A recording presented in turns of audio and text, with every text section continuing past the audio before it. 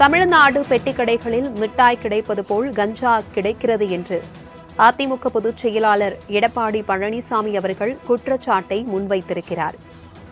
போதைப்பொருள் விற்பனையை முதலமைச்சர் மு.க.ஸ்டாலின் தடுக்க தவறிவிட்டதாகவும் இபிஎஸ் அவர்கள் குற்றச்சாட்டினை முன்வைத்திருக்கிறார். அண்மை செய்தியாக நாம் பார்த்துக் கொண்டிருக்கிறோம். இதுகுறித்தான கூடுதல் விவரங்களுடன் இணைகிறார் எமது செய்தியாளர் ராஜேஷ்.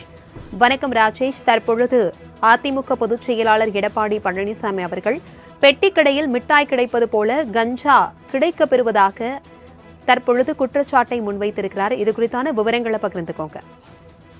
சென்னை நங்கநல்லூரில் அரசு மேல்நிலைப் பள்ளியில் ஒரு மாணவர் போதைப் பொருள் வைத்திருந்ததாக அந்த ஆசிரியர் காவல்துறைக்கு புகார் தெரிவித்திருந்தார். அந்த புகாரின் அடிப்படையில் போலீசார் விசாரணை மேற்கொண்டதில் அதில் ரயில் நிலையத்தில் பழவந்தாங்கல் ரயில் நிலையத்தில் வாங்கியதாக அந்த மாணவர் தெரிவித்திருந்தார்.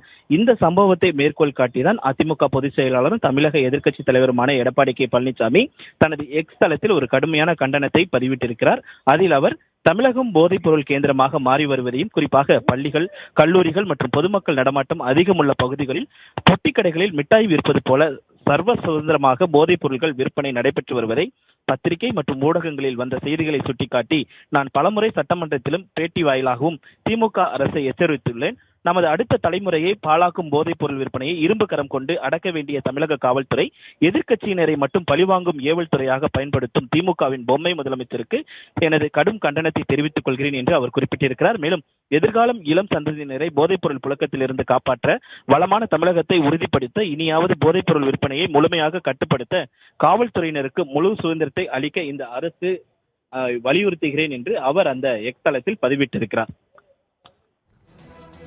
தகவல்களுக்கு நன்றி ராஜேஷ்.